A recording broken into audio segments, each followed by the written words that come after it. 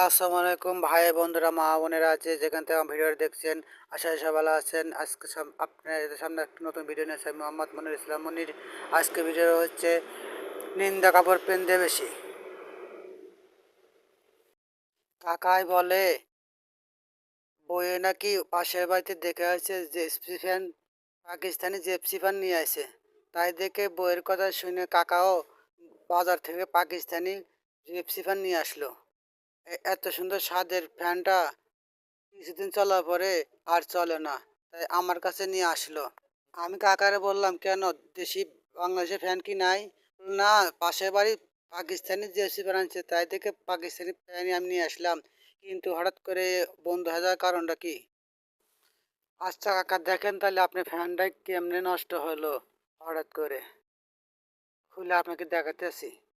দেখেন, দেখে কাকিরে বলেন ছাদের ফ্যানটা কেমনে নষ্ট হলো।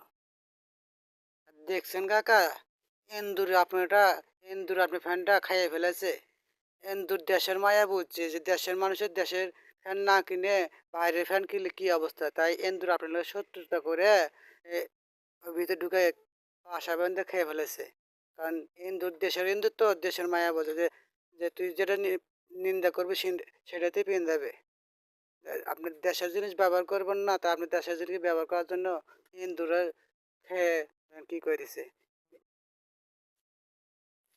ঠিক আছে ভাতিজা, এখন থেকে তাই করব। দেশের জিনিস কিনে পাকিস্তান জিএফসি ফ্যান কেমনে খোলে, কিভাবে খোলে, সব ভিডিওতে কাজ শিখেতেছি।